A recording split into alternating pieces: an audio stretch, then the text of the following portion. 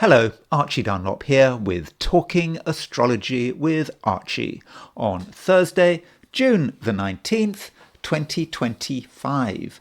Today there is a square aspect between Jupiter and Neptune, and when you have this kind of aspect between outer planets, it is often important, and in this video I will be looking at this aspect in detail, and I'll be giving a few examples of people who have this aspect or had this aspect between Jupiter and Neptune in their charts, and also look at, at a few people who might be influenced by this aspect. But before I look at Jupiter and Neptune in detail, I want to consider the astrology and the I Ching for today, which is Thursday, June the 19th, 2025. So here is the chart for today. As usual, if you happen to like this video, I'd be very grateful if you were to indeed like it, and if you're not a subscriber, do feel free to subscribe. It does make a difference to the channel. So here is the chart for today, as usual, set for noon on June the 19th, 2025, New York. And so the moon is now in Aries. It's a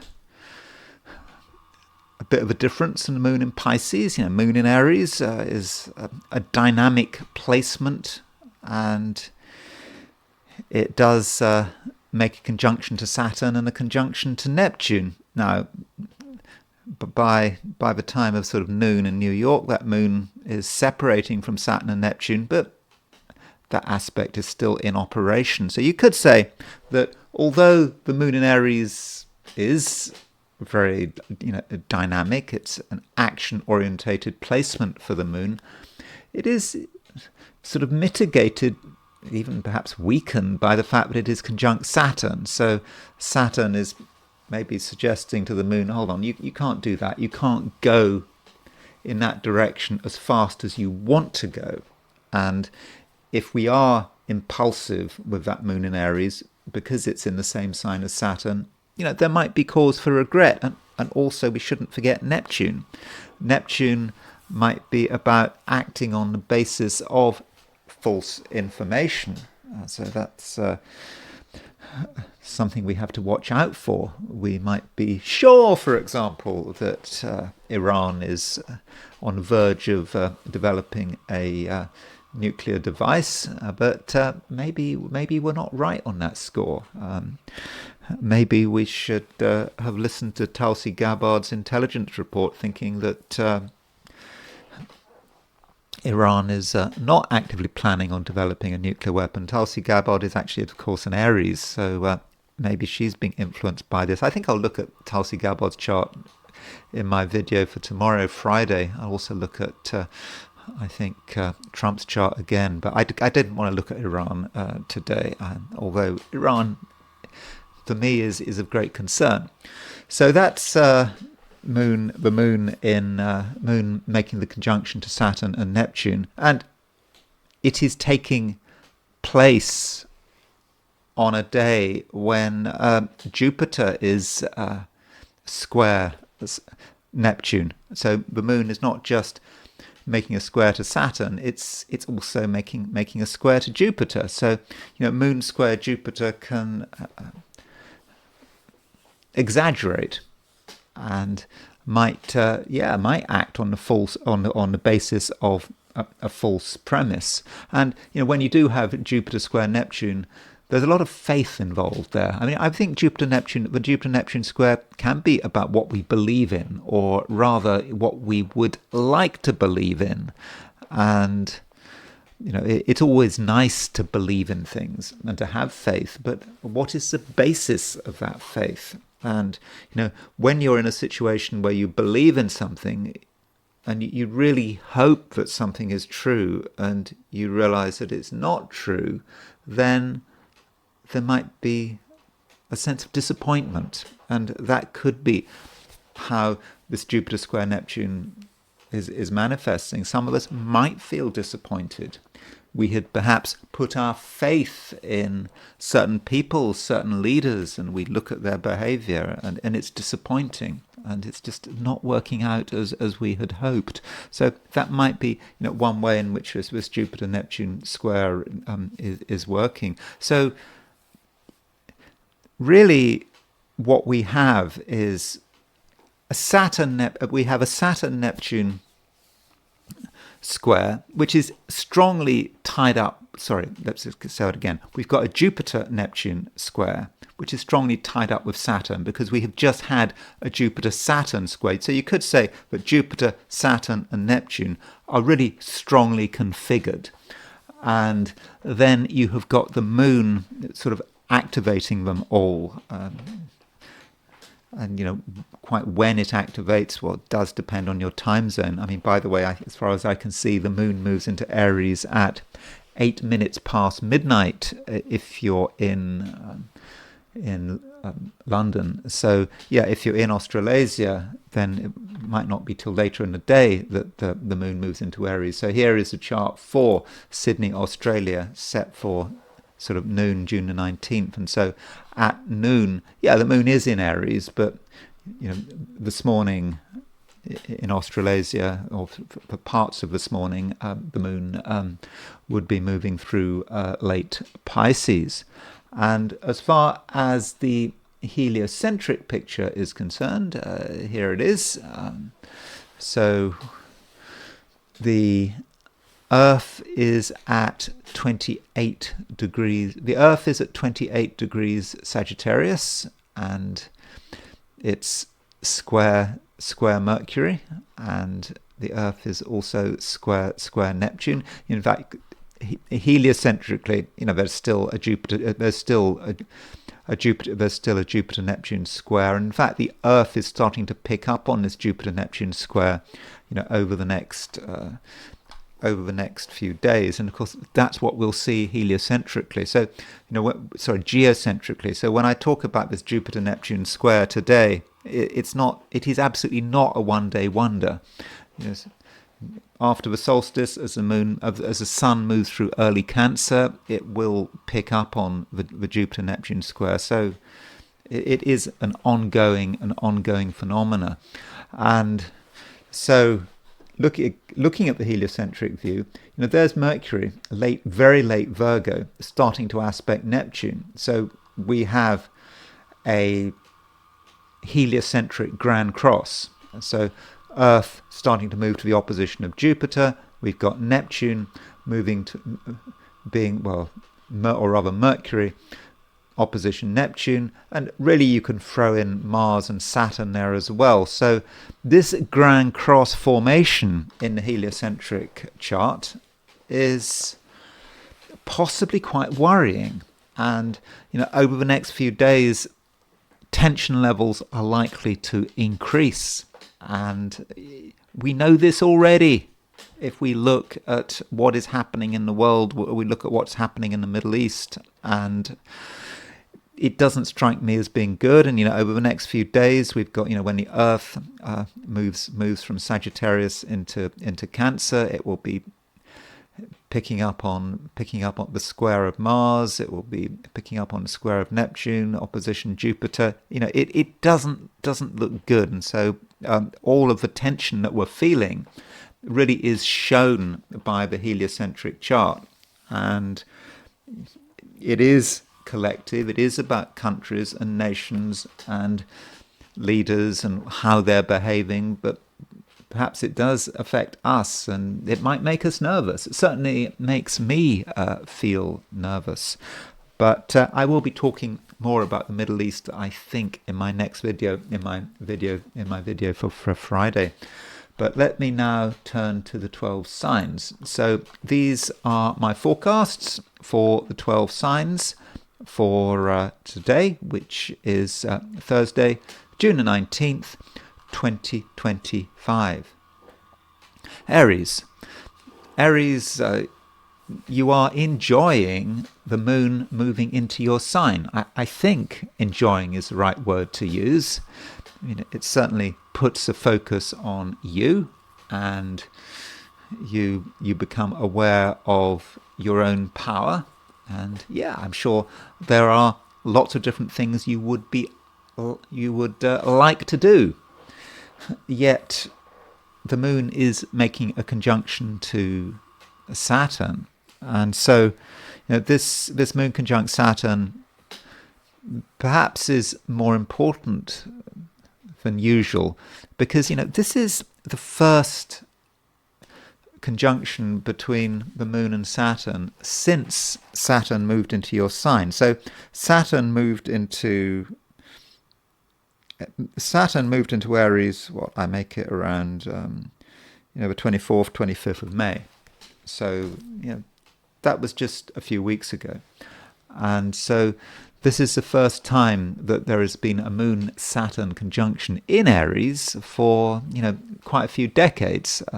In fact, if you're in your 20s, you might not have experienced it before, and so it might be something new, and you might realize for the first time, however old you are, that Saturn is in your sign. So yes, it's great that the moon is moving into Aries, but at the same time, you are aware of the limitations being placed upon you. You can't do everything, and some things are hard work, surprisingly hard work. And if you try to approach things directly, you might indeed be disappointed, because things can be tough.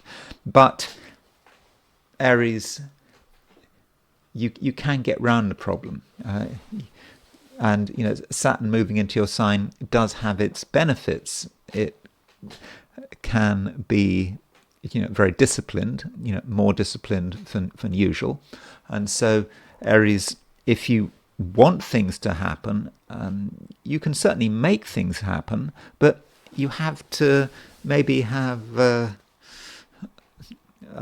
longer time scale. You can't necessarily think you're going to be able to do everything sort of immediately.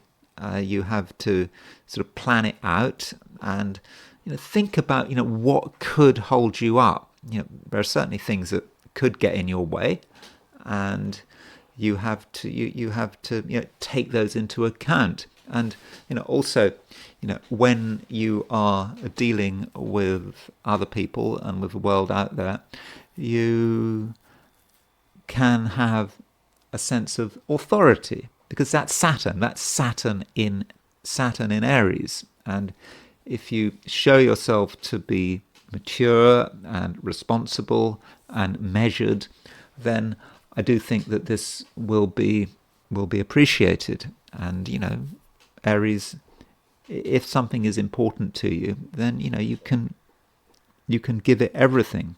Just don't be in too much of a hurry. And one other aspect that I do need to mention, it's not exact today, but it's going to be exact tomorrow. In fact, it's kind of exact today, and that is a quincunx between Mars and Saturn. So you can see it, Mars at 1 degree 18 Virgo, moving towards a Saturn at 1 degree 28 Aries. So yeah, I would probably say that quincunx between Mars and Saturn is exact, and it's a difficult energy. It can be frustrating. There's Mars is trying to create things, is trying to take action in its own careful way. Remember, Mars is in Virgo, and it can hit a block, Mars quincunx Saturn.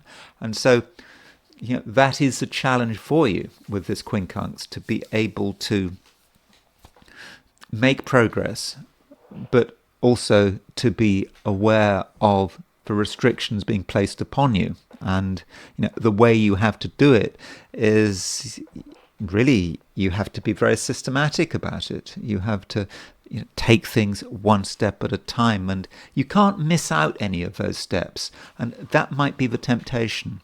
If you think that you can miss out, you've got 10 steps, and you think, well, you're going to miss out steps 2 and 7 because it will just make things easier. If you do that, then things really aren't going to work. And so that might be saying, well, read the instructions.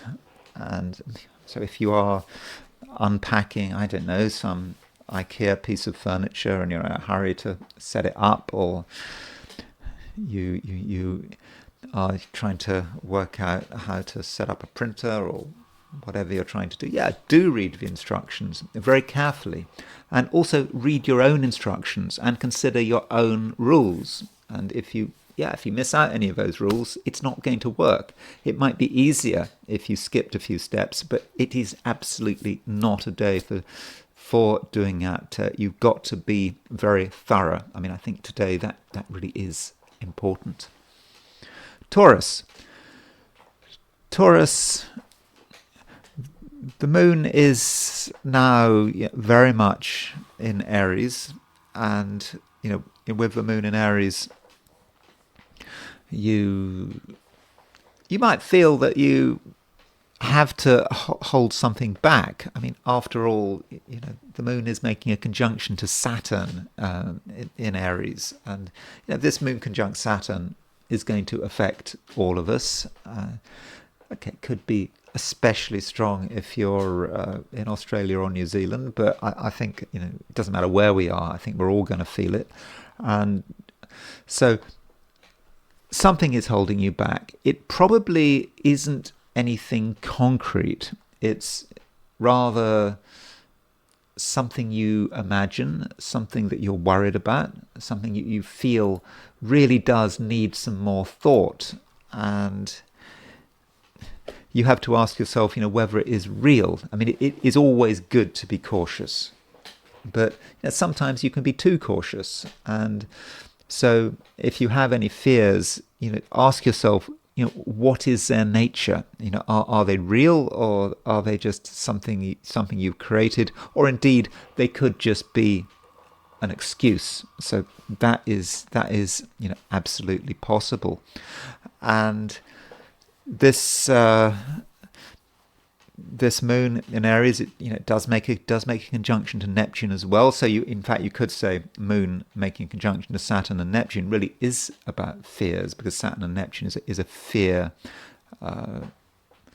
combination. But the moon also makes a square to Jupiter, and that square to Jupiter is a challenge, but it's also a challenge about how you communicate, what you say, and what can you afford to say. You know that you would like to be open and honest, but what is the cost? Now, Jupiter is in Cancer. Jupiter is in its exaltation in Cancer, and so if you are open and honest and reasonable, then I think that you can get over your fears, and it won't be as bad as you think. And don't forget that Venus continues to be moving through Taurus in your sign. So don't worry too much about how you come across, how you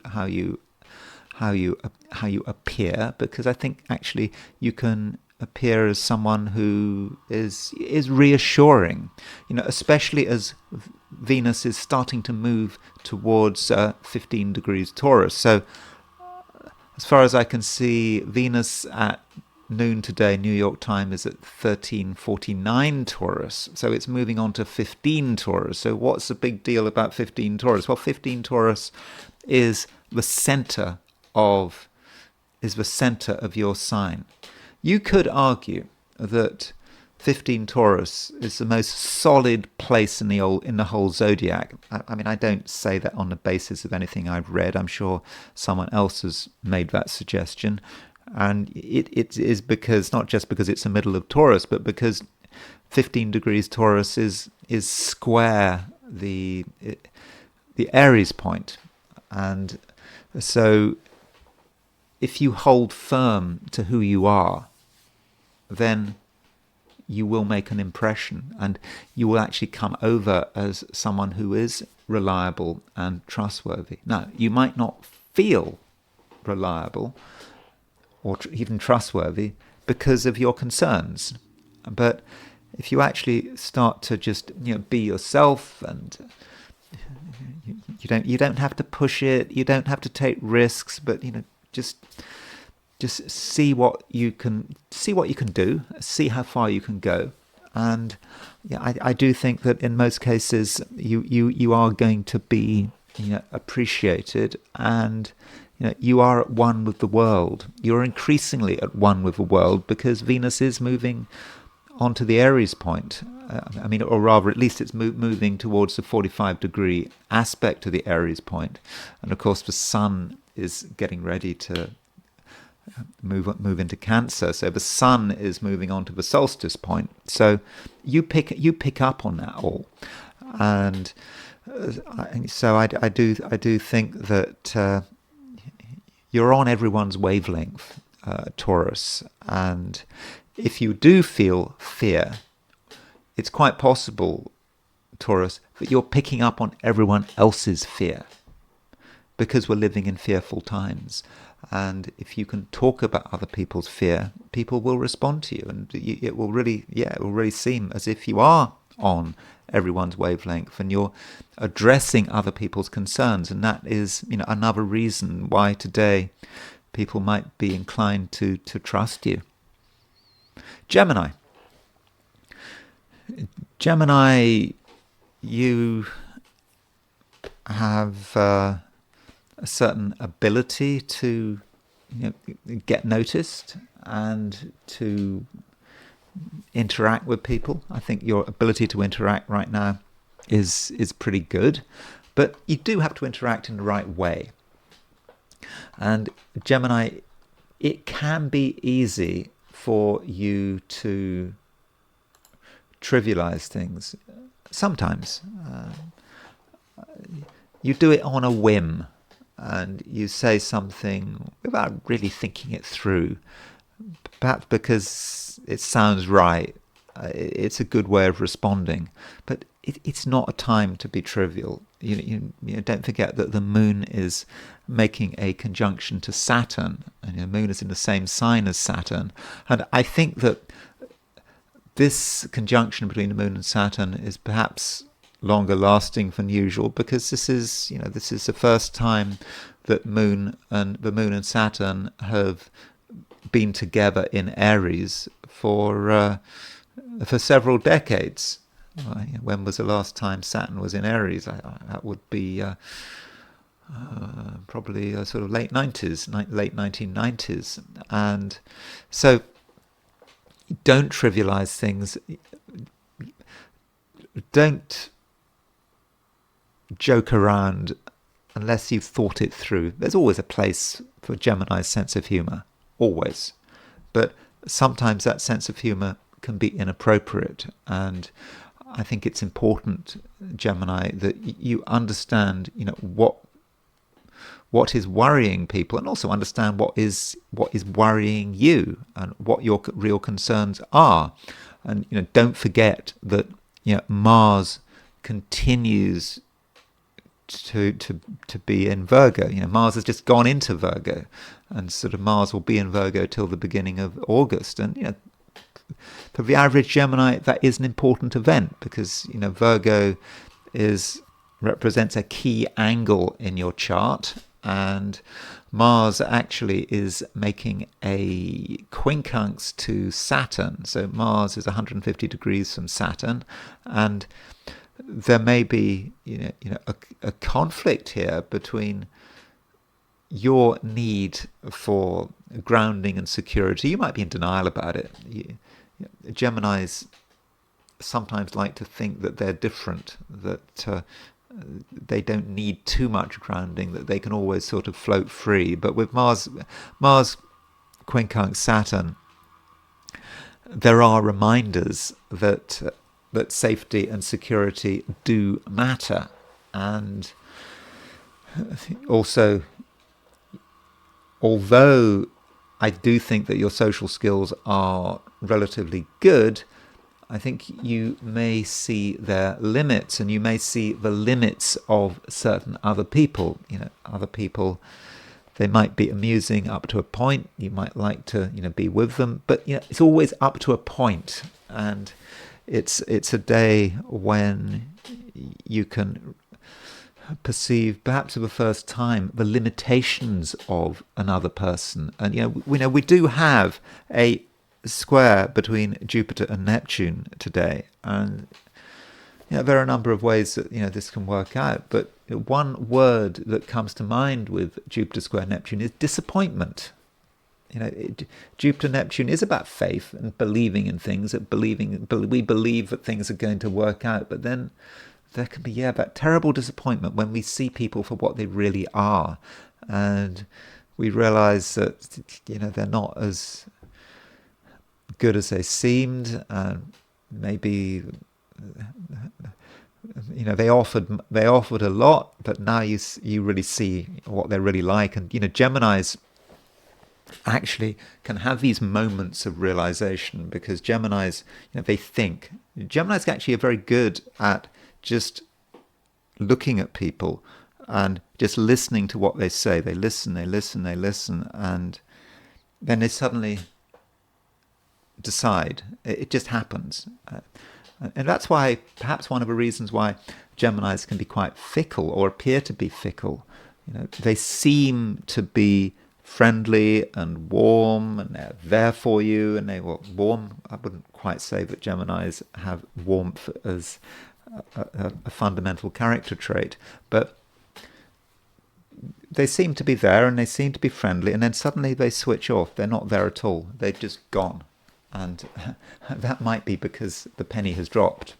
They have realized that someone is a disappointment, or someone is not who they thought they were, or sometimes they may realize that someone is just surplus to requirement. And so Gemini, that fickleness, and it's not really fickleness, it's just that moment when you see it, and when you see what someone is really like. And there could be that moment, not just with people personally, it just may be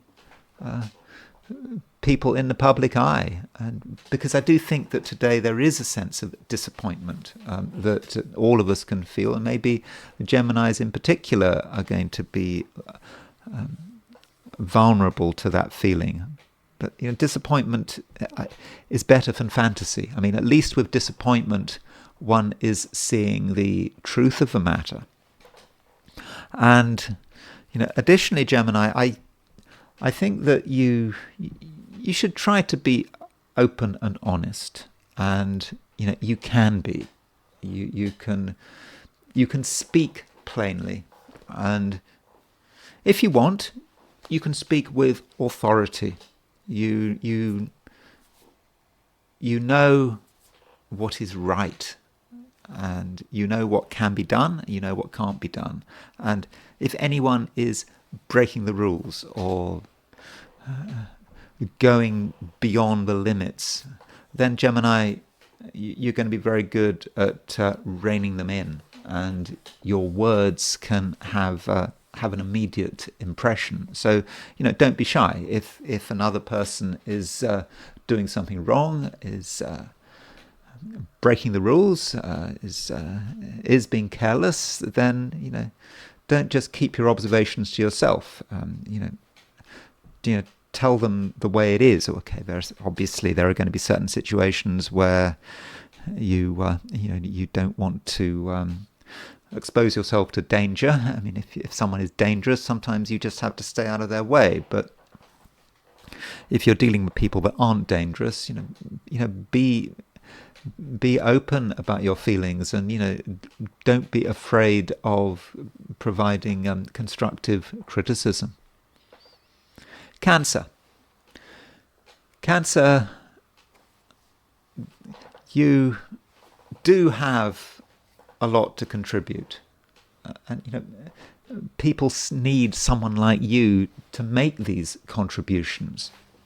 Especially now, we are living in difficult times, and people, we often just don't know what is happening, and it can be, it can be hard to, work it all out. And so, Cancer, this may be a time when you are able to provide a certain amount of leadership, and especially now, Saturn is now in Aries. I mean, I've said this before, but it is a major sign change. Aries is an important sign for you. It's an angular sign.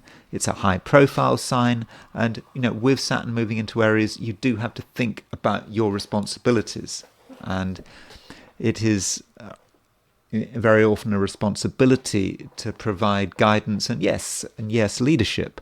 And with the Moon making a conjunction to Saturn, then I do think that you can certainly provide clear leadership, and you shouldn't be afraid of authority.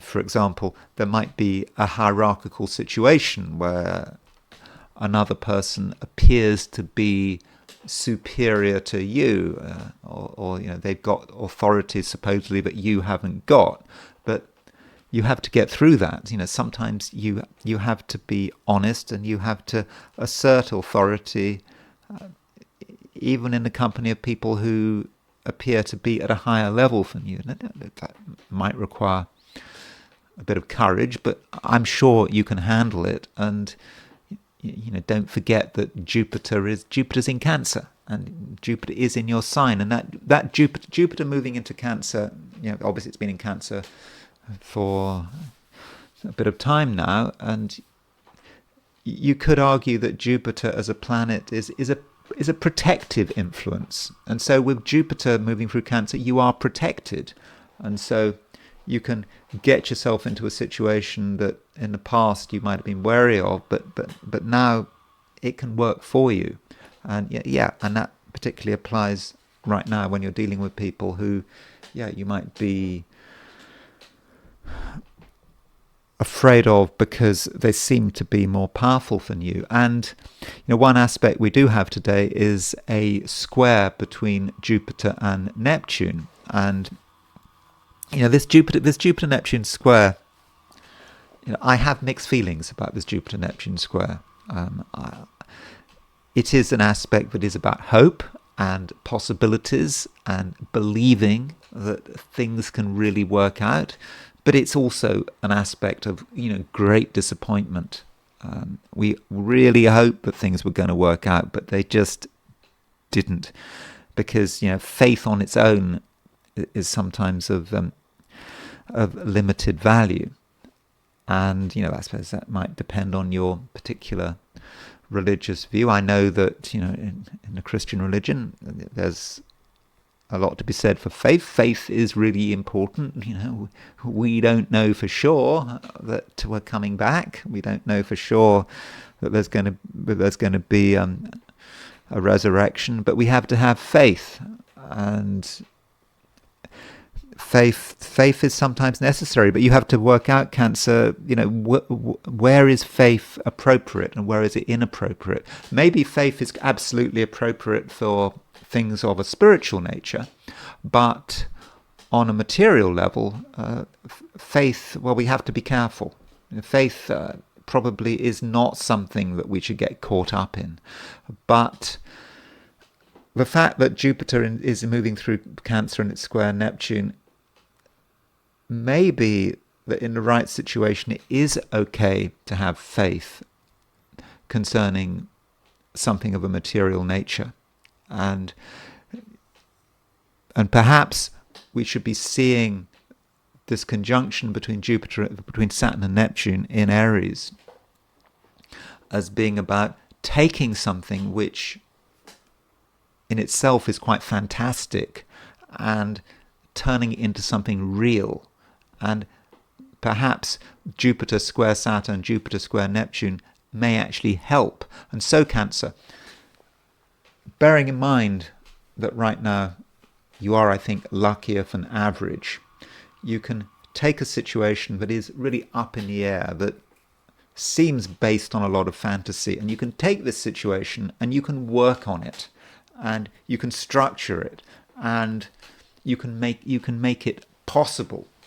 And so that might be something that you can really work on. And it's not just about today, Thursday, over the next few days and into next week, as the sun moves into your sign, then take something that in itself may not work, but do what is necessary to make it a real possibility. And maybe it's not just about faith; it's also about inspiration and willpower. And if you can bring that together, then Cancer, you can, I think, really achieve a great deal. And one other thing, the moon is is conjunct Saturn, and that moon conjunct Saturn could say something about relationships of all kinds. And I've already said that you shouldn't be afraid of anyone. You shouldn't be concerned that in the past someone else has had all the authority, so you have to defer to them. You don't have to defer to anyone. And if you have self-respect, then I think that relationships can go your way. But self-respect is important, because there's some danger that you might be overwhelmed by another person. You might regard another person as just having all the cards, of having all the authority, and you might want to defer to them. But no, you have to see people as an equal. Everyone needs to be seen as an equal, and it's not a situation where you don't have the power and they do, or you don't have the knowledge and they do. You do have the power, you do have the knowledge, and also, Cancer, you do have the luck, and that matters. Leo,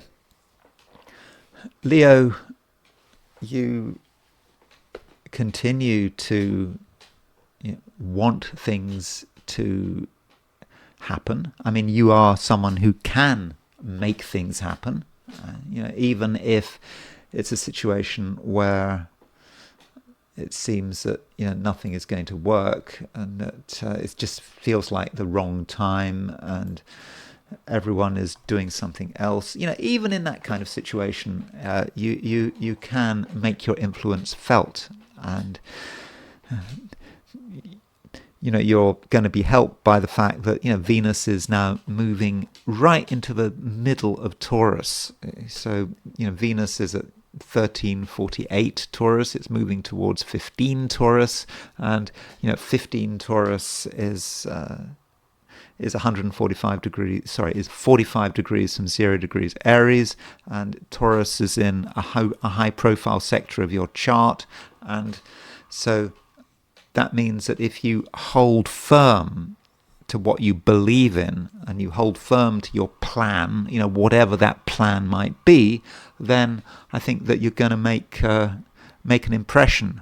It can be a powerful impression, and at the same time, don't forget your hopes and your wishes. What you started with. When the sun went into Gemini at the end of May. What were you thinking? What were you planning? Well, as the Gemini season started, there were things you believed were possible, and now as the sun is getting ready to leave Gemini, it might be a time where you need to just make sure that you have accomplished everything you wanted to accomplish. And yet, if you haven't accomplished everything, if you feel that there are still things missing, then Leo, I do think that you can make up.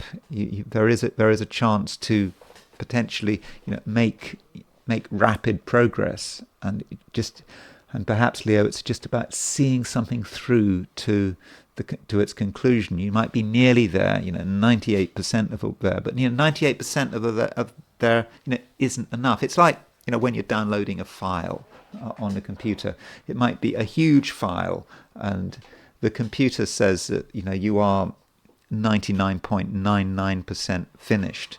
But if you close your computer down, it doesn't matter how close you were, it doesn't matter how long you've been waiting, you lose everything, even though you're so close to the finishing line. And that can be the frustrating thing about downloading files, and suddenly there's a glitch. So do make sure that you see it through, because if you stop what you're doing and you have another look at it next week, you might have lost your chance, and you absolutely don't want that to happen. Now, the moon at the moment is moving through or moving into Aries, and the moon is making a conjunction to Saturn in Aries, also making a conjunction to Neptune. And it's good news that the moon is in Aries, because you're a Leo, you're a fire sign, you like having a moon in a fire sign, but the moon is making a conjunction to Saturn and Neptune. And some Leos, if they're honest with themselves, might be wondering whether their own beliefs are good enough. Are they holding up in terms of the reality?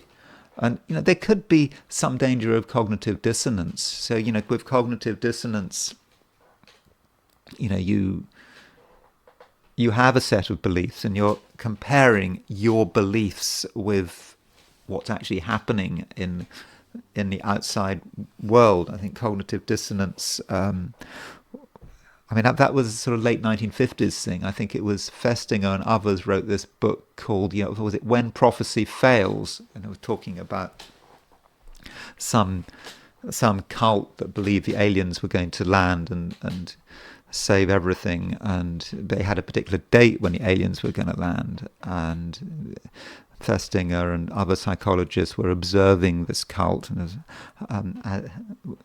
and it didn't happen.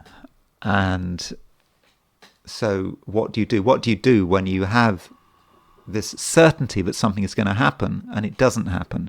Because there are all sorts of ways in which you could get around it to deal with this cognitive dissonance. Well, the reason the aliens didn't land and the reason we're saved from destruction is because we were praying. That would be an approach. And so you come up with reasons why it's not working out. And you don't want to fall into the cognitive dissonance trap. And this is not just about today. It's the fact that Saturn has moved into Aries. And now that the moon is making a conjunction to Saturn, you are well and truly reminded that Saturn is in Aries.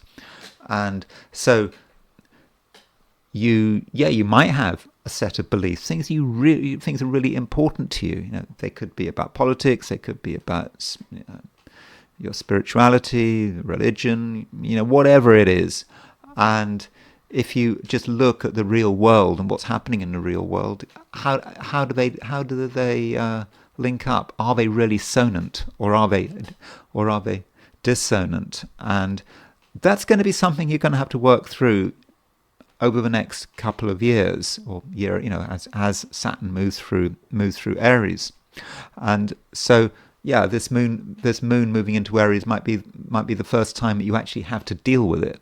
And so don't be too tied up with what you believe in, because you have to take into account of changing circumstances and improved perception. As we grow older, grow more experienced, hopefully we see more and more things, and we have to make sense of it all. And if we see too much, we realize that old ideas are just simply not working out anymore. And don't think that there can be any sort of quick fix solutions. And if you're looking, for example, for new experiences, something to sort of broaden your horizons, don't think that the obvious ways are going to do it. Again, that may say something about Saturn moving through Aries. So if you feel that things are boring or not exciting enough, you might think, go travel somewhere, go to the other side of the world. And you go to the other side of the world, and it might be utterly disappointing. And so travel is not going to be a solution to anything with Saturn moving. Sometimes one has to travel, but it's unlikely to be as great as you'd imagined. And that might be one of the lessons of Saturn in Aries. And you've got to think about sort of new ways of expanding your experiences, but at the same time adjusting your beliefs to fit what you see. So that could be one way in which the moon in Aries is working. And of course, it's just one day. It's just a Thursday. We don't want to be too dramatic about just another Thursday, but at the same time, when I'm looking at the Leo horoscope, we do have to think about all the possibilities that are there. But anyway, I probably gone on for long enough, so I hope that wasn't too boring for you. Virgo, Mars is in your sign, as I keep reminding you, and Mars in your sign certainly makes you want to do stuff and you want to assert yourself. But the question is, can you assert yourself? What might be holding you back? And one aspect we have today, I think it's actually exact tomorrow, but it's pretty exact now. And one aspect we do have is a quincunx between Mars and Saturn, and you can very much see this quincunx between Mars and Saturn. There is Mars in your sign, and there is Saturn, beginning of Aries. So on a 150-degree aspect, it can be difficult, and so Saturn might represent all the things that appear to be holding you back. I mean, I say appear to be holding you back, but it doesn't necessarily mean that they are holding you back. And, Saturn in Aries, you can think about, things that are just complicated. Or you can think about money or powerful feelings that are just too much. And especially the case if it's other people's feelings. Yeah, other people are emotional beings, and sometimes they can be over-emotional. So it's true, Virgo, that there are lots of things you actually want to do, but there are also things that might stop you doing them, and you might actually feel quite frustrated. And there could be feelings of blame. Who do you want to blame if things don't work out? But this is a quincunx. It's not a square on opposition. Your job is to integrate Mars in Virgo and Saturn in Aries. And at first sight, that might seem to be difficult, but Mars is in Virgo, and the advantage of Mars in Virgo is that it takes a flexible approach, and it can be a perfectionist. You as a Virgo have a reputation for being a perfectionist, and with Mars and Virgo, you want to do everything right. And so, making the quincunx to Saturn in Aries, that's saying, you just have to make the effort, and you have to streamline things, and work out what is important and what is not important. And of course, that's going to be especially the case when it comes to emotions and other people's emotions.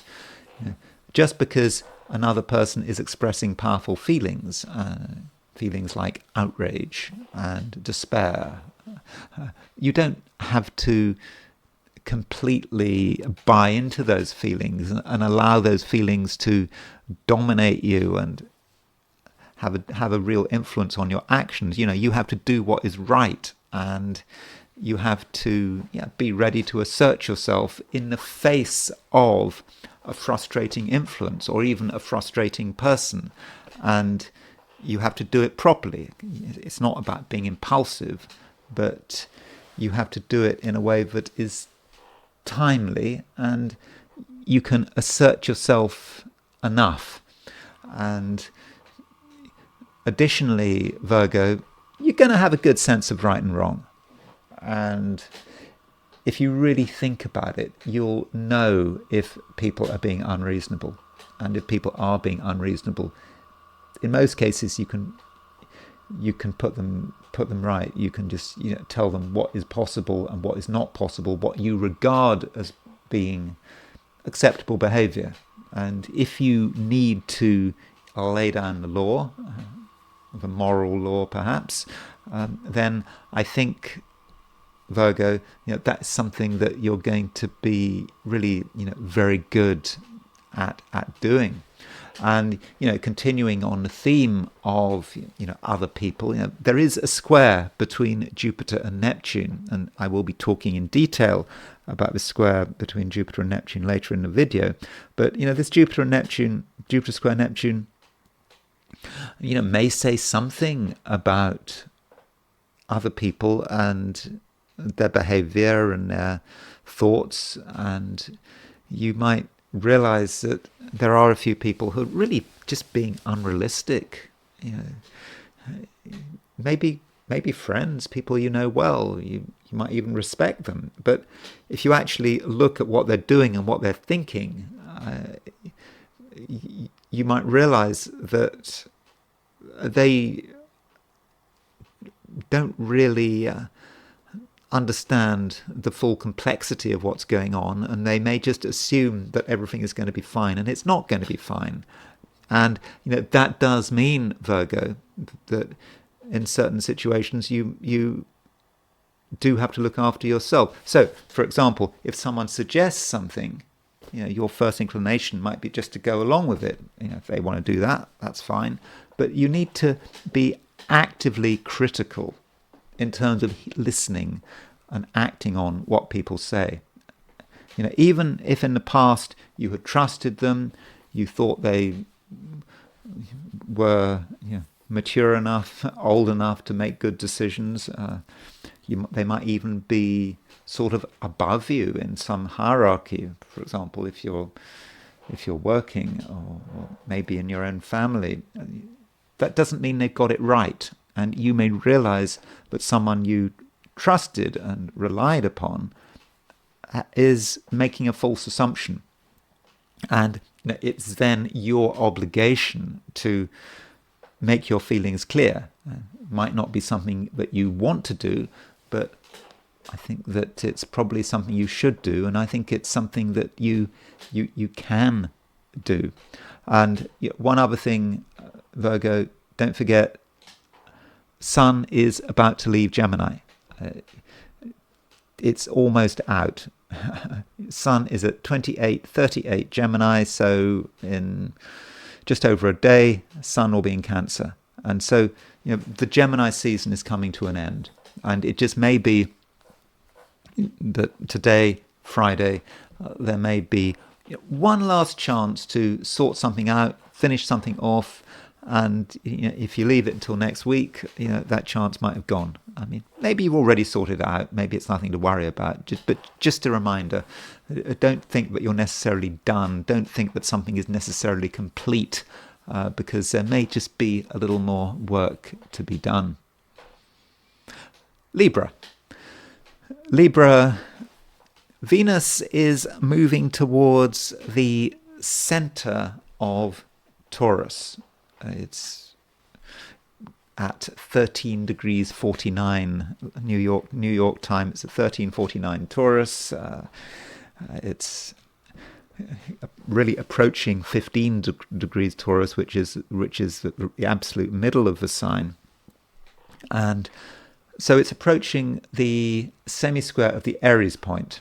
And I regard this as probably being quite fortunate, and it allows you to be really very focused on what is important, and you maybe should be starting to think about some traits which are not normally associated with Libra. For example, being stubborn and committed and serious and seeing things through to completion. And so think about all of that, and stay strong, and realize that you can make it, and you don't have to be put off or distracted. And if you're in the middle of something, do just keep going. And don't feel that you have to drop everything just because someone tells you to, or someone has a problem that they regard as being desperately important, and they want you to give you sort of 100% of your attention. No, that's absolutely not what you need. It would be unnecessary. Although I absolutely understand that other people are having a powerful influence. They could have a powerful influence. We have a conjunction between the Moon and Saturn today, Moon and Neptune as well, and so it's taking place in Aries, in your opposite sign, and so it's difficult to ignore other people, because their presence is very strong. And they want results. They do want your reaction, and you have to accept their presence, and you have to acknowledge their presence. But that doesn't mean you have to drop everything. And other people can be deceptive, and they can be frustrating, and so do consider that. And also just remember, Taurus, your priorities. Now, the main aspect, arguably, today is a square between Jupiter and Neptune, and this Jupiter-Neptune square could certainly affect you. And remember, this Jupiter-Neptune square, it's a slow-moving aspect, so yeah, it might be exact today, but you're going to be feeling it on and off for the next few days, well into next week. And so with this Jupiter-Neptune square, as far as I can see, there are things you can do. There are things you can really reach out for, and you'll be lucky. You can be lucky. But Neptune may trip you up.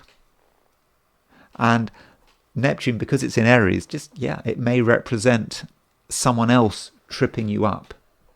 You being on the right course, and someone gets in the way, tells you to do something else, puts pressure on you, deceives you, misleads you, not necessarily deliberately, but once the distractions get going, you see something, you try to ignore it, you can't ignore it, and you just find that you're somewhere else, and whatever you were working on, you can't finish it off, and that's a shame. So Libra, take into account other people, but just don't let them mess you up, because I think in certain situations they could, and that would be a shame. And especially now, Libra, because you're in tune with yourself, and you're in tune with the world, and you know what needs to be done, and you can be very persistent about it. And perhaps you need to turn that persistence into resilience as well, being resilient and not allowing yourself to be put off. Scorpio, if you're going to do something today, then do it because you want to do it, or because you feel that it is necessary for you and your own interests. Don't do anything just because you're being asked or told to. You might want to be obliging, but I think if you try too hard to oblige other people, then you're not going to be happy about it. You might actually feel, annoyed with yourself. And, you've only got, so many hours in a day. And Scorpio, it's important that you really do ask yourself, what exactly your priorities are. What matters to you and your vital interests. And yes, there are a lot of outside pressures, especially if you have a lot of people around you, whether it's your family, friends, if you're working, your colleagues, employers. Yeah, a lot of things that people would like you to be doing, but you need to concentrate on what matters to you. And if you do that, and if you get your priorities right, then it can be a solid day, can be satisfactory, and you can be well pleased with the results. And what we don't want is the opposite. You perhaps feeling that you've been mistreated, you've been taken for granted, you've been doing things that other people could have done themselves. So so Scorpio, really do put yourself first. And that's especially because Mars is making a quincunx to Saturn. Mars is your ruler. It is making a 150-degree aspect to Saturn, and so that Saturn is a difficult influence, especially as it's Saturn in Aries. And so Saturn in Aries could be about you being sort of weighed down by responsibility, feeling you have to do something, not necessarily because you know you have to do something, not because you worked it out, but just because it's just been dumped upon you, and you have to negotiate that. With Mars quincunx Saturn, it's not necessarily a negative aspect. I mean, I know it sounds bad, Mars 150 degrees from Saturn, and really you should see it as being about sort of two energies that need to be incorporated. Mars represents you, your dynamic self, what you're trying to achieve. Saturn is responsibility, and there is responsibility that you can't avoid, but you have to make sure that responsibility is pure and it relates to you and doesn't relate to things that you know nothing about. And one of the most exhausting things is if you're at the bottom of a chain of pressure. So one person pressurizes another person, and another person pressurizes someone else, and that someone else pressurizes you. And so you're completely out of control. You don't know what's happening because you don't know why this pressure exists, because you're not responsible for the initial decision. And that can be absolutely exhausting. So, ideally, the pressure comes directly from yourself, not from some external agency or force or person that you don't really understand, and you're not part of the decision. So that is a really good reason why you need to put yourself first. And don't forget your own health. Your health matters. And remember, Saturn has been in Aries for some time, since sort of end of May. And you're probably still getting used to Saturn being in Aries. And Saturn in Aries from a Scorpio view is about your health and your well-being. And it is a time when you need to take your health seriously. I'm absolutely not giving any medical advice here. This is all about well-being. It's just a general reading for the 12 signs. But nonetheless, with Mars now making a quincunx to Saturn, with actually the Moon making a conjunction to Saturn, you might realize for the first time that really something has changed, and that you need to start thinking about your health in a new way. And you perhaps taken it for granted, or you felt there wasn't time. You were worrying about other people's health, other people's well-being, but now you've got to start to think about yourself. And perhaps that's the real challenge of Mars quincunx Saturn. Mars quincunx Saturn as a positive energy is about you being tough, and making it clear that you do have your own priorities, and you have to be very clear about what these priorities are to other people who, they might take you for granted. But don't worry, Scorpio, you are able to assert yourself, and if you are clear about what you want, then I think that in the main that will be respected. Sagittarius,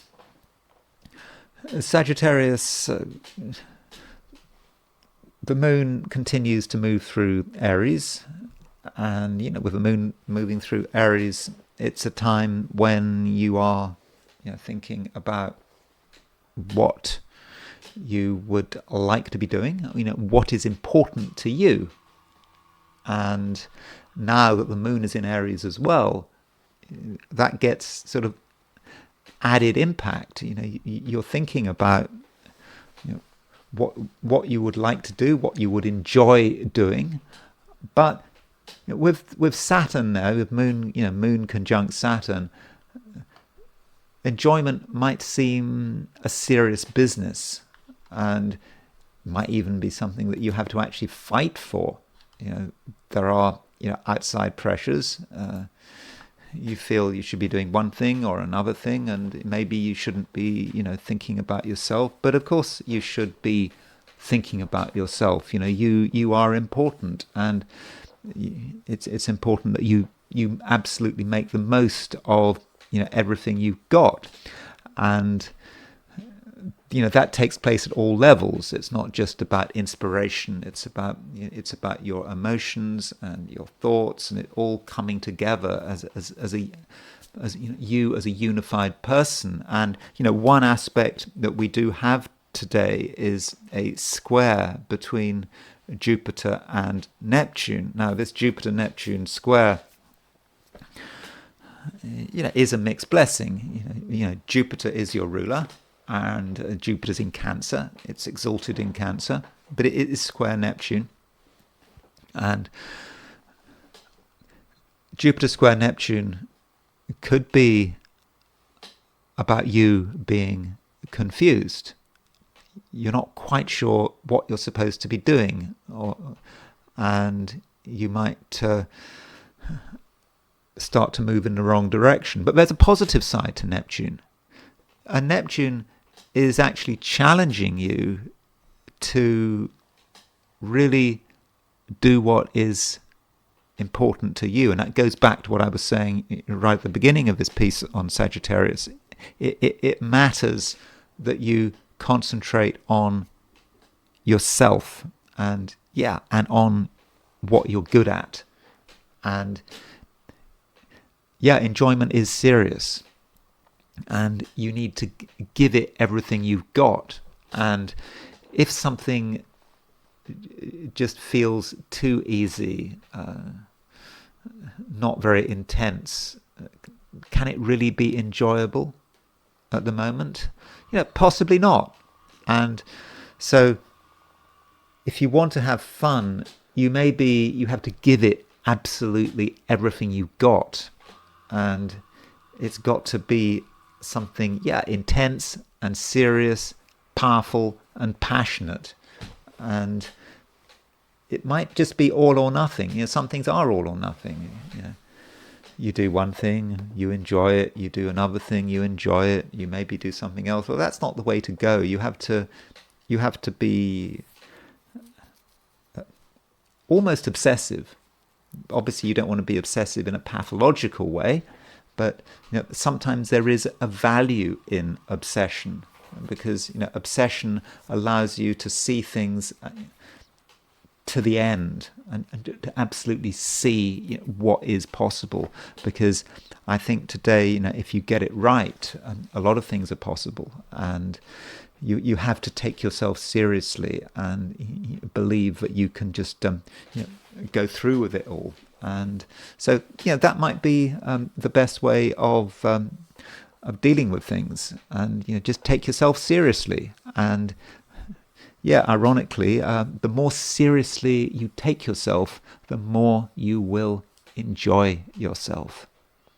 Capricorn, at the moment, you probably feel that there's not much that you want to be doing. Because we live in serious times. We all live in serious times, and it's difficult to know who to trust, what to trust. The sands are always moving. You know that.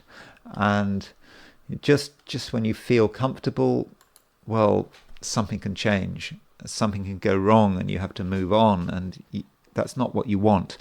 And at the moment, with the moon making a conjunction to Saturn, and also a conjunction to Neptune, you have a cautious approach, and you're always thinking, well, if you move further afield from your base, then you are taking risks, and you don't know the rules. You don't know what can happen. You don't know what other people are going to do, and it's just very hard to work it all out. And so, Capricorn, you might well take the view that valor is the better part of discretion. That you should stay put, and there is certainly value in that.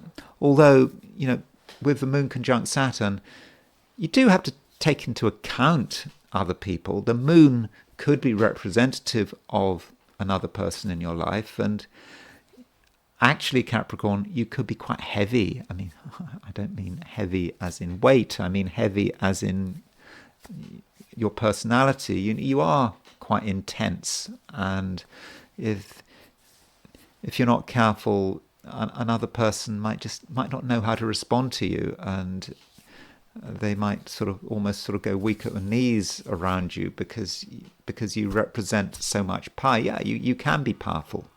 You can be very powerful, and you're someone who is keeping a lot in. I mean, you can create a huge amount of change if you want to, and yeah, people are aware of this. Now, one aspect that we do have today is a quincunx between Mars and Saturn, and this Mars-Saturn quincunx might actually be quite challenging. And the challenge might be that at some level, Capricorn, you'd like everything to be straightforward. You'd like to know where everything is, and you'd like to know where you stand. Yet Mars is pressurizing you, pushing you, suggesting alternative approaches. It's saying, well, have you considered this, or have you considered that? Have you really got yourself into a position where you know what you're doing? And so there might be insights coming your way which you would rather ignore. Now, those insights may come from yourself, from your own thinking. They could come from someone else. Someone says something to you. Someone writes something to you. They point something out, and you see it, and it doesn't compute. Doesn't make sense. I mean, you know what it means, but you'd rather look the other way. And so, Capricorn, don't think you've got everything sorted out. Don't think that your space, your little patch of earth, you're secure on it. You don't have to make changes. Don't feel it's all there. There's something else you need to consider, and that is a challenge of Mars quincunx Saturn. And so, if you're told something you don't want to hear, don't necessarily get angry. You perhaps just need to be quiet and think about it, and quietly make the necessary changes. Aquarius,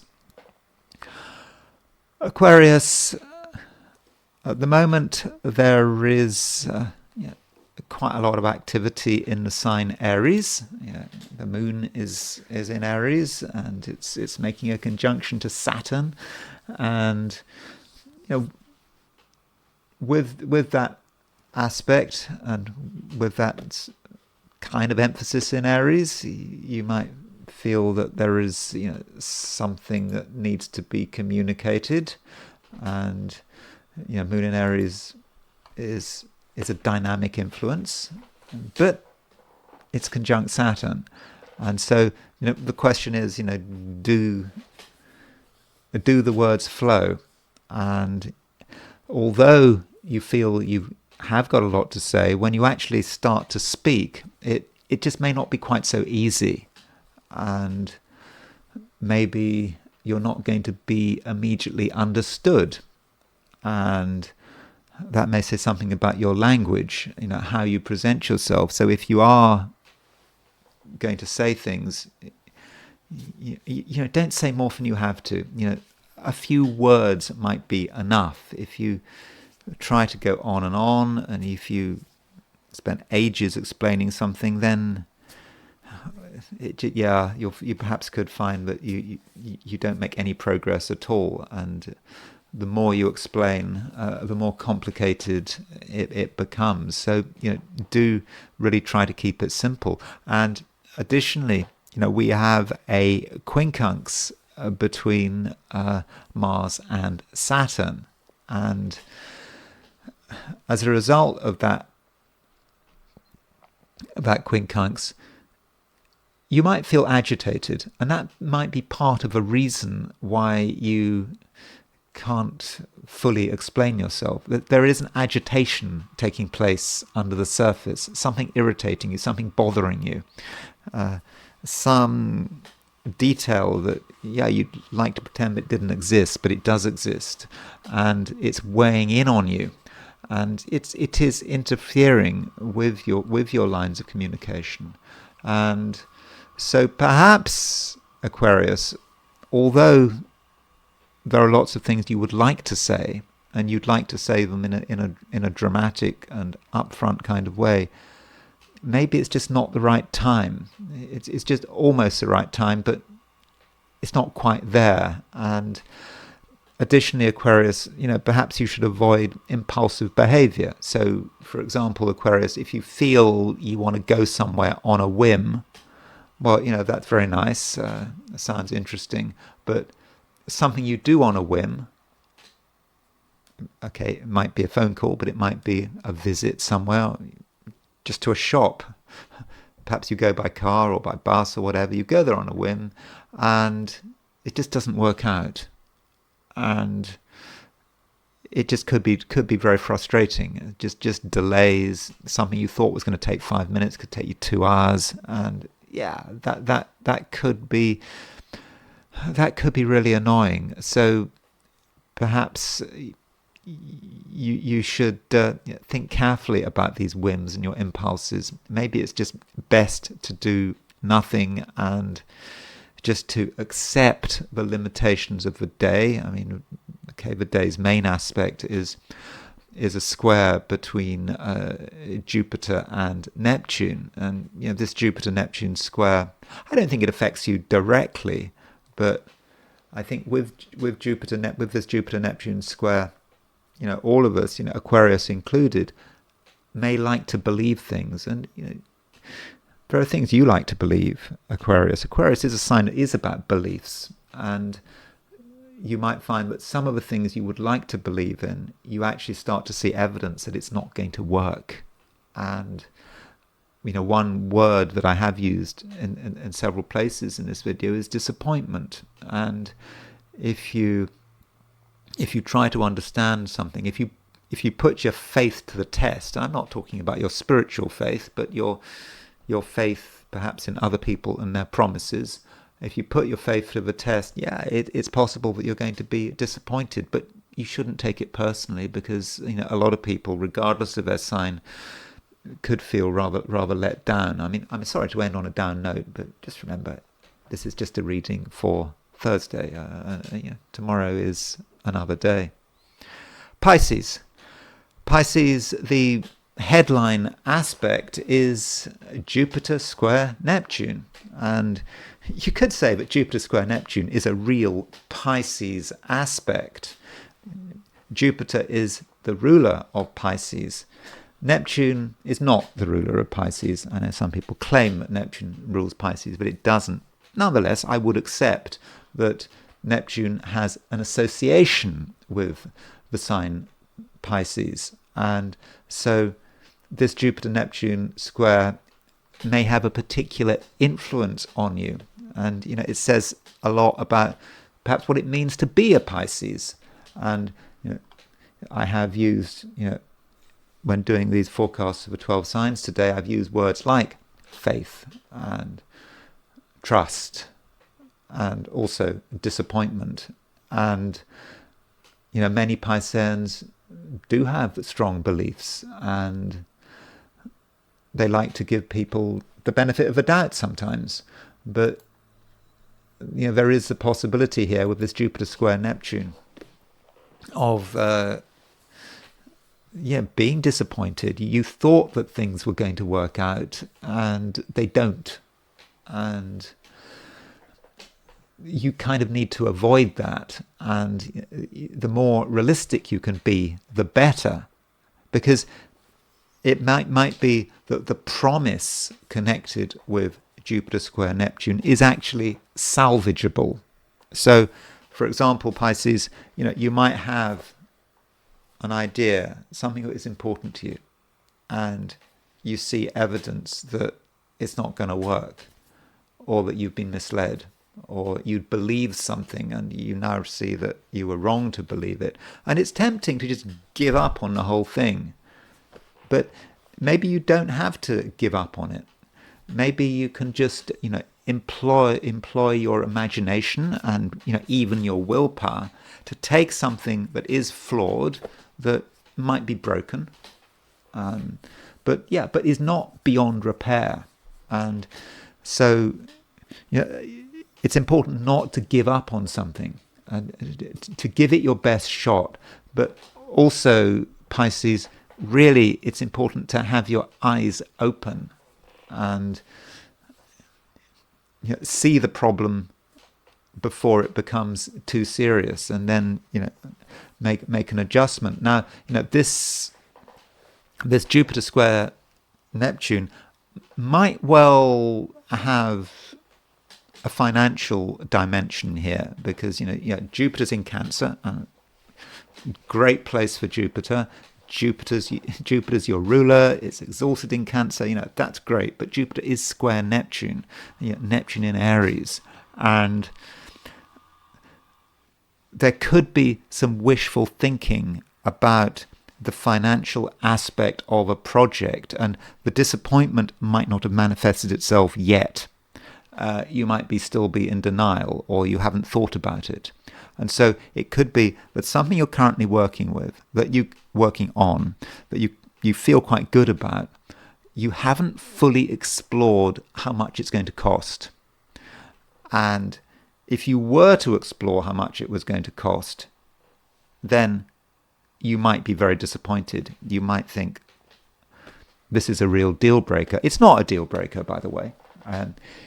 It's just that you have to think again about perhaps how you're going to afford it, or how much money you have to spend, or maybe you have to be really constructive and think about ways in which you can spend less money. So just because something appears to have a particular price tag doesn't mean that price tag is written in stone. And if you're clever, you can perhaps reduce that price tag. Maybe it doesn't need to cost anything, but your first assumption is, well, let's make it easy. Sometimes it's just easier to spend money, and it just happens. But if it is important to you, and many things are important to you, if it's really important and it is a fundamental part of you, then really it shouldn't cost anything.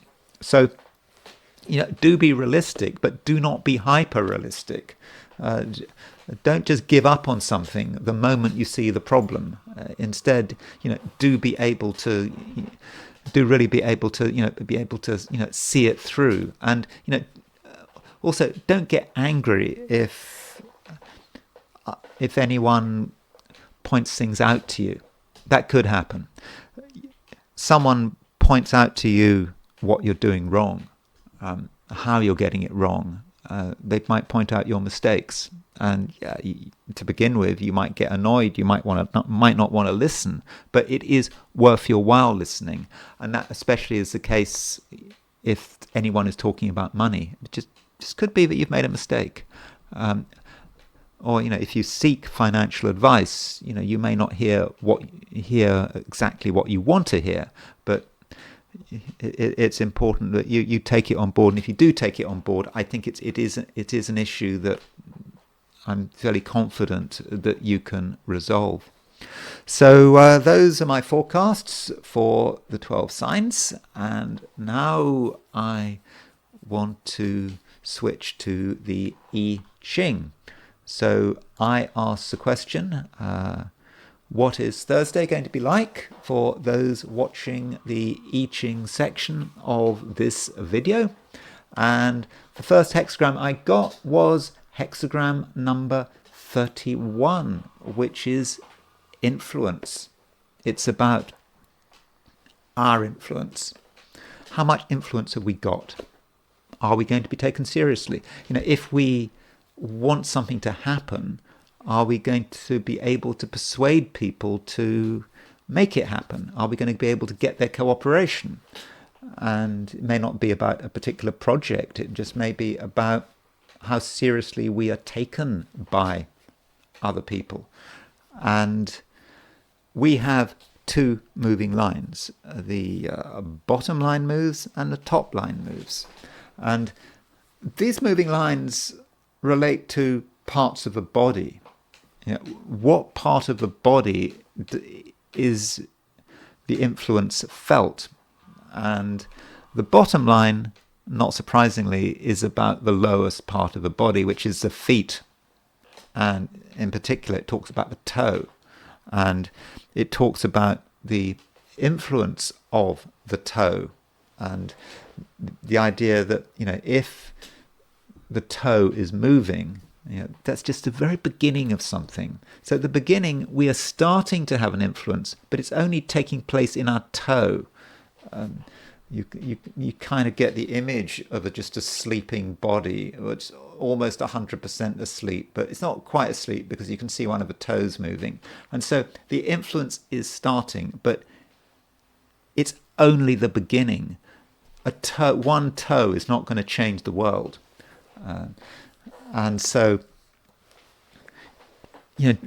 don't be in too much of a rush. And right now, we may just be talking about potential. Certainly at the beginning, we have the potential to be listened to, the potential to be taken seriously. But is anything actually going to happen? Well, the answer is, if it's just the toe moving, no. But at least something is moving. Something is happening. So it is the start of our influence, the start of us having an impact. And then the top line moves. So the top line moves to the top of the body, to the head, in particular the tongue. And in other words, talking. There's a lot of talking. We can talk about all sorts of things, all sorts of ideas. And maybe this reflects the fact that Jupiter is square Neptune. Jupiter square Neptune has got high hopes. We can do this, we can do that. It's all looking great, but is it realistic? And that can just be the idea that it's just words. It could be just gossip going nowhere.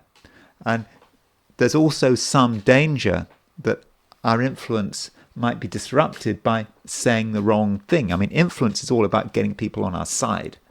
And we don't want to say too much, because if we say the wrong thing, if we offend someone, then our influence is going to collapse and we have to start again. So perhaps we shouldn't say more than we have to. That might be unwise. Now, we've got two moving lines, so that means we do move to a different hexagram, and influence moves to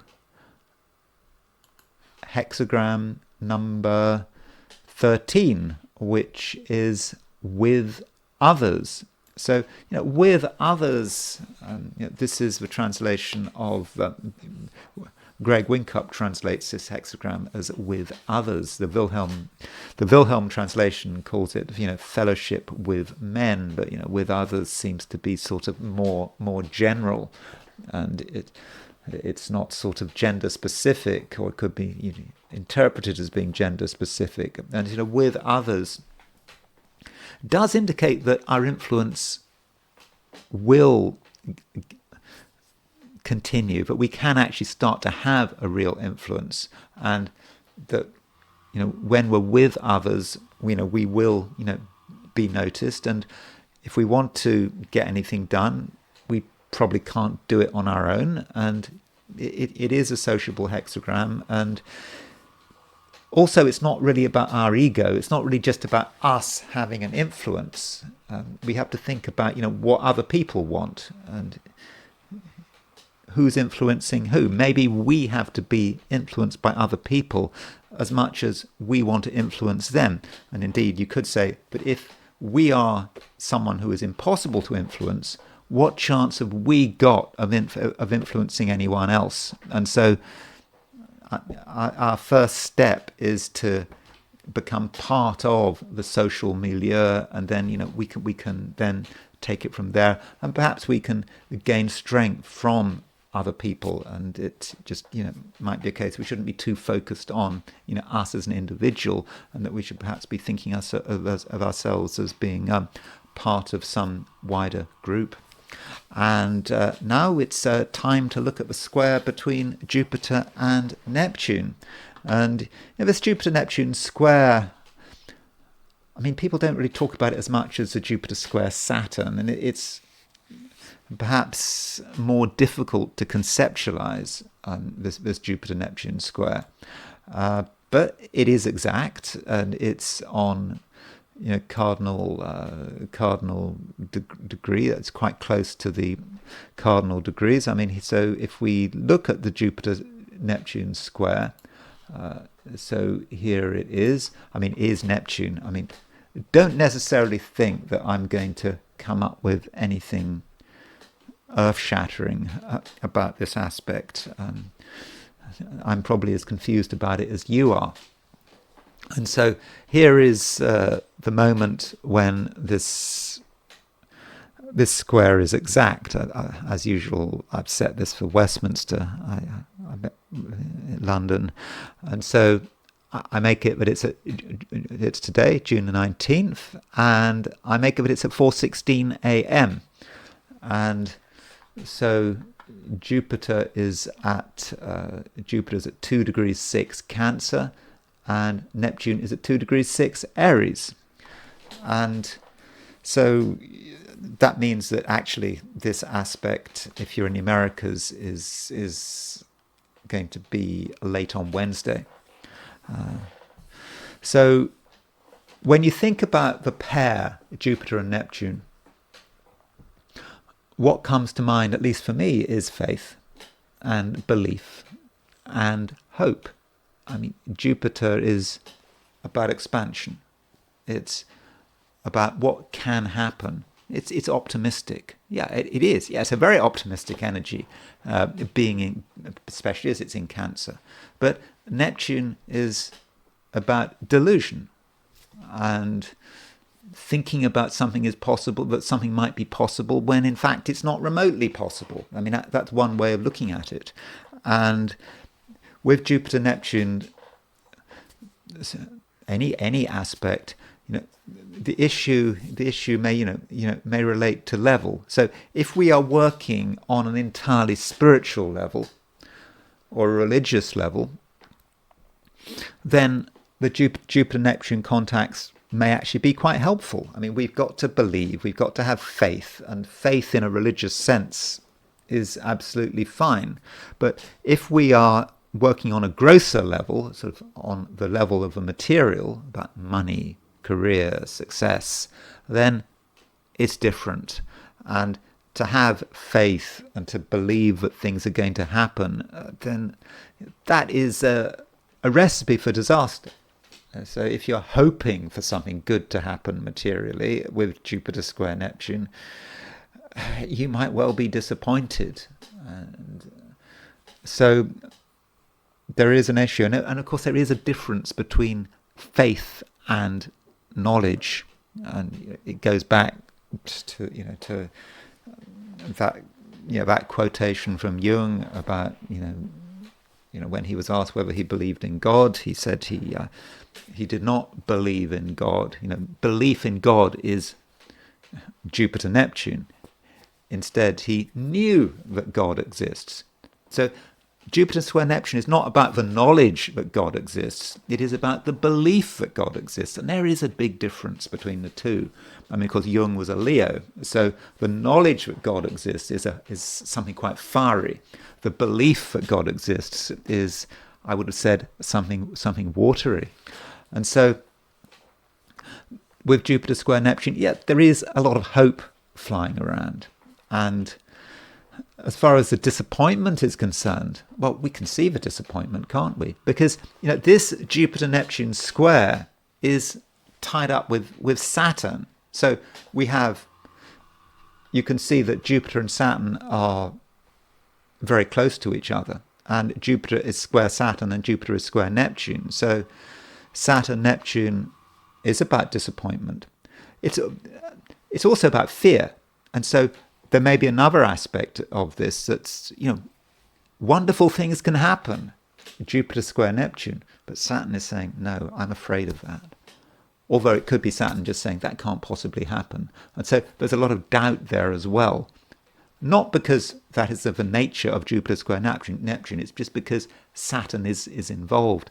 Now, at the precise time of Jupiter making the square to Neptune, the moon is involved as well. So we have the moon making a conjunction to Saturn, moon making a conjunction to Neptune, and moon making a square to Jupiter. So I think that is probably quite significant as far as what we might be expecting over the next couple of days.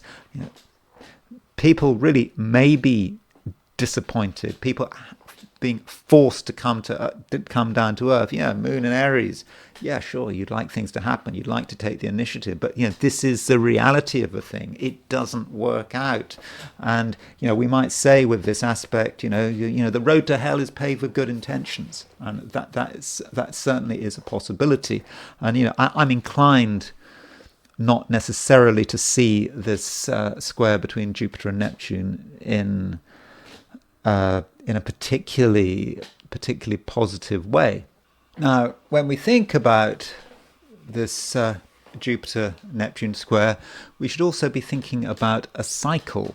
So the time between two Jupiter-Neptune conjunctions is approximately 13 years. Every 13 years, the cycle will repeat. So when we look at this Jupiter square Neptune on June the 19th, 2025, we should perhaps be thinking about the previous Jupiter-Neptune conjunction when this cycle started.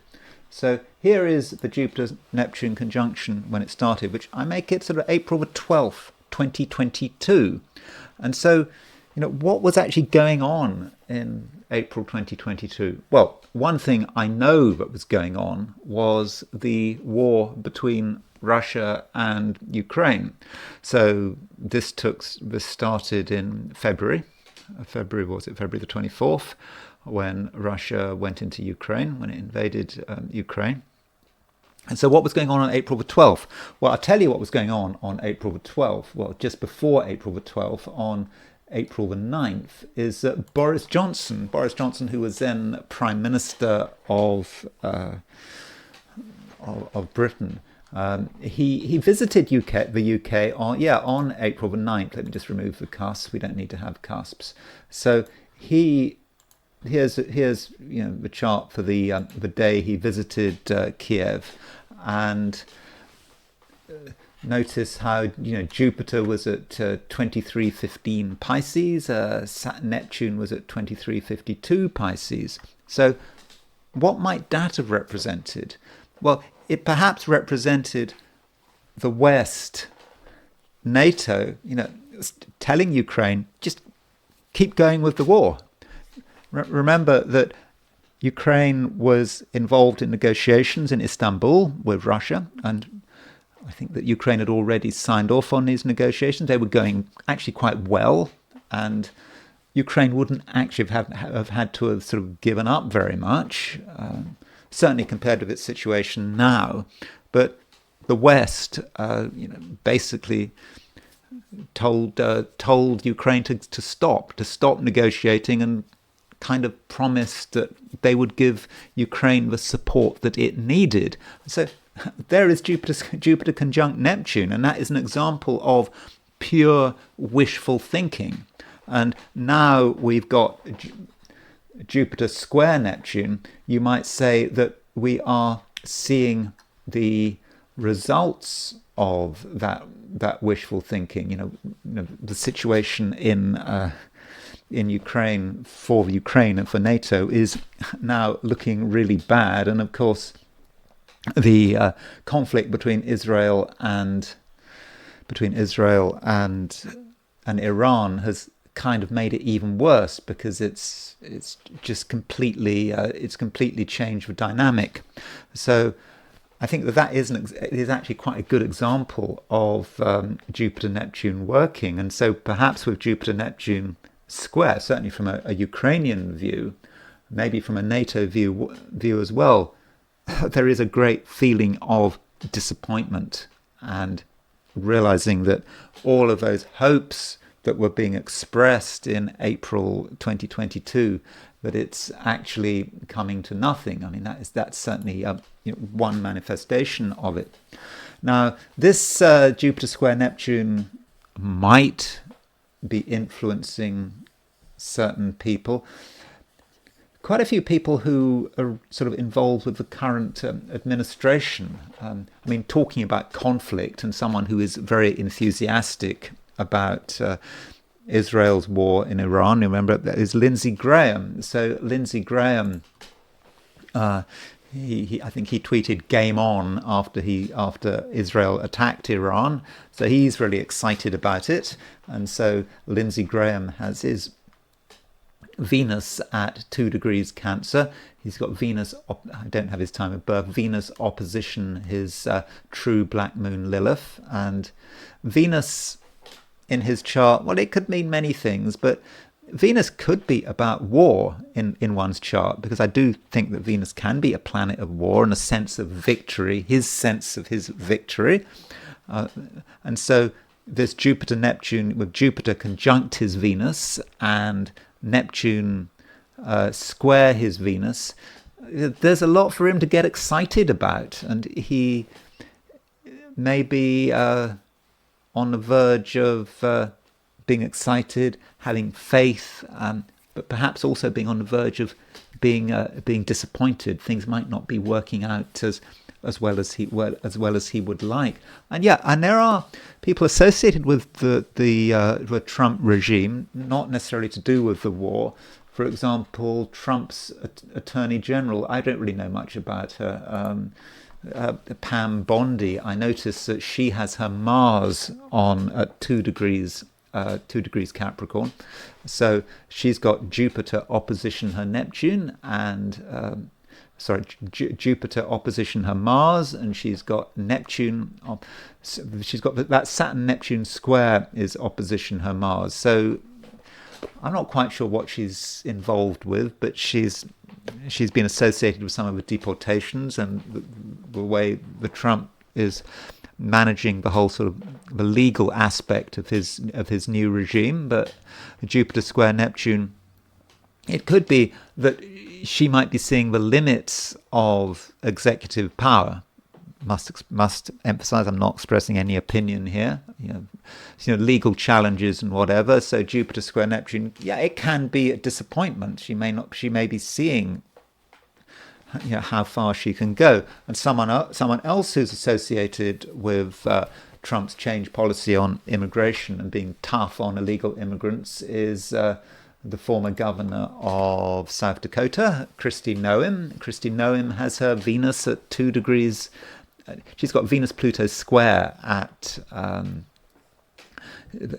So she's got Neptune. Venus-Pluto. She's got Pluto at 1 degree Libra. She's got Venus at 2 degrees Capricorn.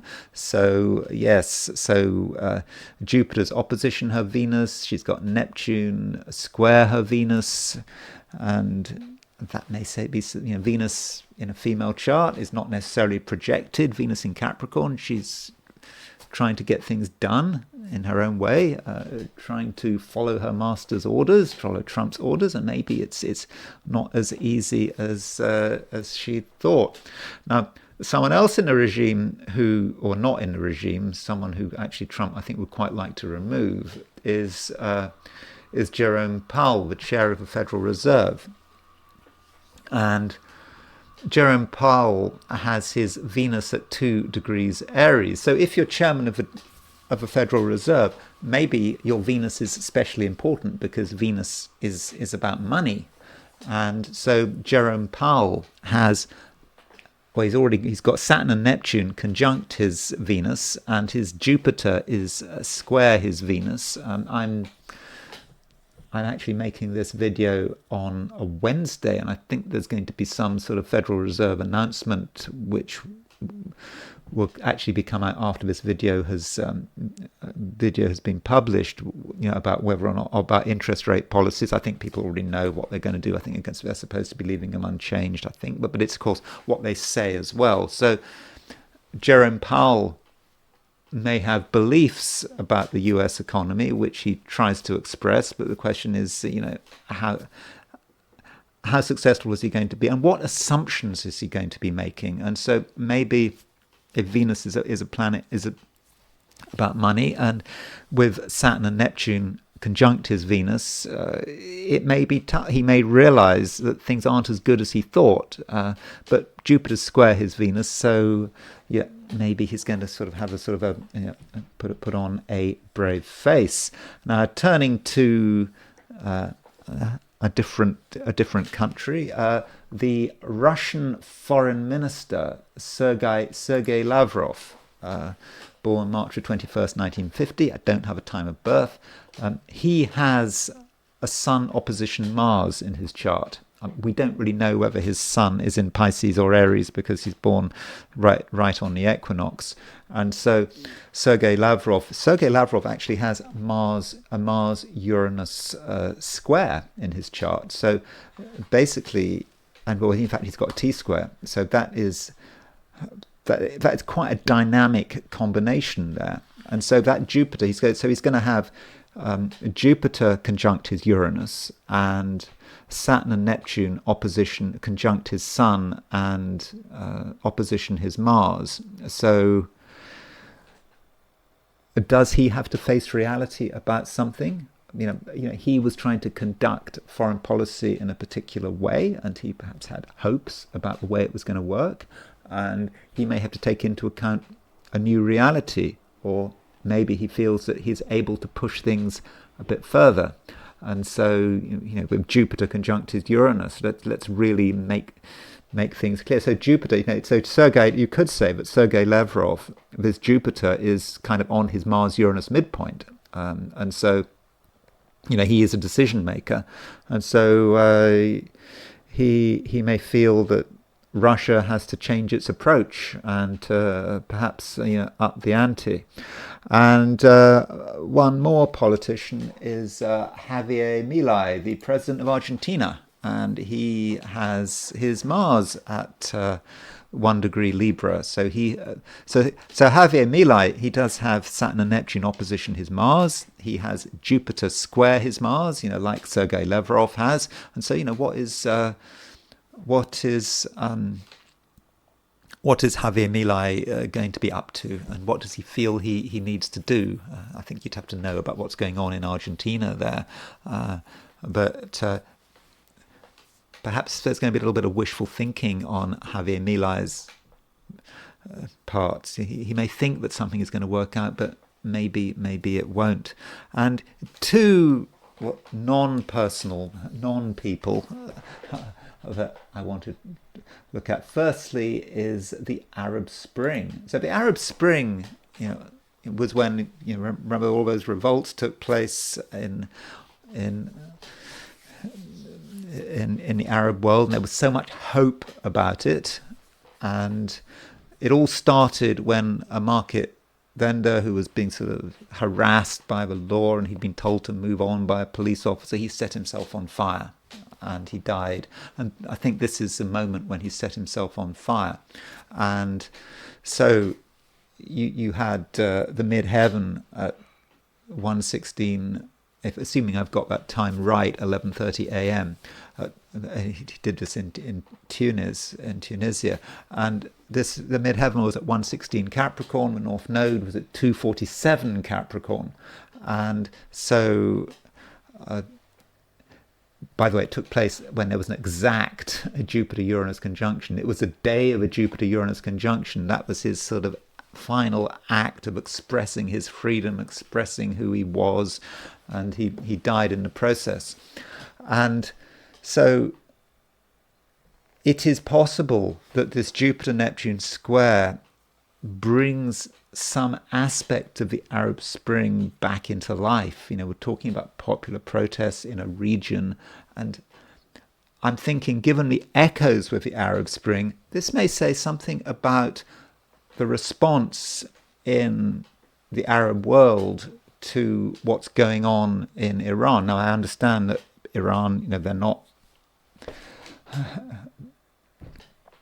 Arabs, they're not Sunni Muslims, they're Shiites, but I think in parts of the Arab world there is a sympathy with Iran, and not just the Arab world, but the Islamic world. I mean, Erdogan, the president of Turkey, is not happy, obviously, with what Israel is doing, and neither are other countries. So this might indicate some popular protest about what is going on between Israel and Iran, and it could be that the Jupiter square Neptune is triggering some aspect, some echo of the Arab Spring. And then we've got the UK and the horoscope of when Starmer became prime minister, and we've got his Neptune on a descendant, Jupiter on the midheaven, and all that hope. Labour has finally got rid of the hated Tories after 14 years of Tory government, and that happened last year. And now that moment, Jupiter-Neptune, it could be about disappointment. The reality is happening. I would not have seen that as being a positive, but I do think that Jupiter square Neptune is going to say something about the Labour government in the UK, and that disappointment may not just be about the British people, but may be about how the government feels about itself. But there could be actual events which really bring the matter home. And finally, I just wanted to look at a couple of people and events where the Jupiter square Neptune was in operation, and talking about disappointment with a Jupiter and real sort of betrayal. And I think disappointment and betrayal is a feeling one can have with Jupiter square Neptune. And the assassination of Martin Luther King on April the 4th, 1968, had a very close Jupiter-Neptune square. So, through the 60s, with the sort of the civil rights struggle, and Martin Luther King was very much spearheading that, and people had all that hope. And so his assassination, you could say, was really sort of a realization that things weren't working well, that there are still forces out there which are questioning this project. And plus, there was a situation where, the civil rights leader Martin Luther King had been shot, and that could have been devastating, more than disappointing. But that might be, the Jupiter-Neptune square, at its worst. And then Jupiter-Neptune could be about just wishful thinking, doing something because you think you can do it, and it doesn't work out. For example, flying at night. So Kennedy, one of the Kennedy clan,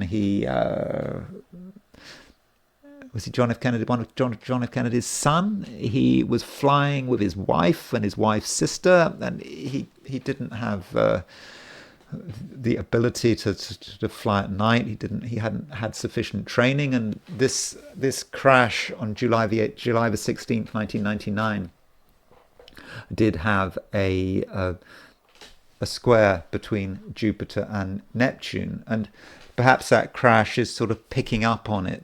Disappointment of a member of the Kennedy clan is dead. And this took place in 1999, just as the dot-com bubble was really, really starting. And so that could be another aspect, aside from the Kennedy crash. This Jupiter square Neptune, that summer of 1999, it was starting to build up the dot-com bubble, and of course it went crazy at the end of 1999, and then of course crashed at the beginning of 2000. But still, Jupiter square Neptune can beat the high hopes. And another death that took place, the final chart I'm going to look at, I'm going to look at a couple of people who have Jupiter square Neptune, but another death, or rather an assassination that took place, was the assassination of Reinhard Heydrich, the sort of leading Nazi. He was a pretty sort of horrific human being, and he was assassinated in Prague. And there was Jupiter at 2651 Gemini and Neptune at 27 Virgo, something coming home. Now, there actually had been a Jupiter-Saturn conjunction 10 years earlier in 1932, just before the Nazis came to power. And you might say, with the Jupiter-Neptune square, the consequences were becoming clear. And Heydrich being assassinated was one aspect of it.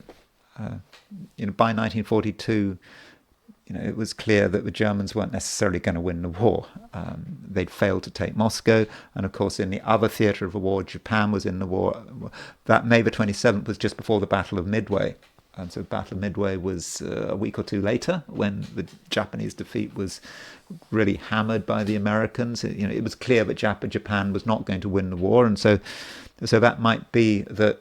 That Jupiter-Neptune conjunction, that cycle that started in 1932, was now reaching crisis. And one aspect of that crisis was the assassination of Heydrich. Another aspect was, you could say, was the Battle of Midway in terms of Japanese ambitions. And just a few people who have Jupiter square Neptune. I'm not really going to say very much about them. Baron Trump, Donald Trump's youngest son with Melania, he has. Sorry, did I say Saturn? I meant Jupiter-Neptune. He has a Jupiter-Neptune square. He's got Jupiter in the 8th square. A very close Jupiter-Neptune square. I mean, it's difficult to know whether a Jupiter-Neptune square in an individual horoscope is always going to have an impact. This Jupiter-Neptune square is not angular, so I'm not saying that that's going to tell us a load of stuff about Baron Trump, particularly. He is how old is he? He's just turned 19, isn't he? So, we don't know how it's going to work out. We don't know what he's going to do with his life. So maybe there's not much point in looking at Baron Trump's chart. Now, another person I don't know a great deal about, but I do know that her song was a big deal as far as the Titanic is concerned, is Celine Dion. And so Celine Dion has her Jupiter at 26 Leo, and Neptune is at 26 Scorpio. So she has an exact Jupiter-Neptune square. And you could associate Jupiter-Neptune square with the sea and with the Titanic and things sinking. And so you could say that she did that Titanic song, and that might be something that she resonated to. But yeah, I don't really know much about her, but that sort of fits. And, Jupiter-Neptune can have a dangerous side to it. It can be a fantasist. It could be a revolutionary, someone who actually believes that their actions could actually make any difference. And it's a person who was actually born just a month or two after Celine Dion, and that is Timothy McVeigh. So Timothy, what's the actual difference between Celine? So Celine Dion was born on March the 30th, 1968, and yes, a few weeks, just less than a month later, Timothy McVeigh was born, and so he was born with that kind of the same Jupiter-Neptune square as Celine Dion, but of course it manifested in different ways, because he was the Oklahoma bomber, killed loads of people in his truck bomb, and of course was executed for it. And so Jupiter square Neptune, perhaps the fantasist, the revolutionary, yeah, there may be a revolutionary aspect to Jupiter square Neptune, but particularly if you've got a Sun in Taurus, Venus conjunct Saturn, believing that what you can do can make some kind of difference, even if it's killing a load of people. And Jupiter Neptune, yeah, it does have a political and ideological element, or at least it can do. So anyway, that's all I've got to say for the moment on Jupiter square Neptune. I do think that it is an important aspect. Anyway, so I hope you enjoyed this video. If you did enjoy this video, I'd be very grateful if you were to like it. If you're not subscribed, I'd be super grateful if you were to subscribe. If you want to buy me a coffee, there's a link in the description, and I will talk to you again tomorrow.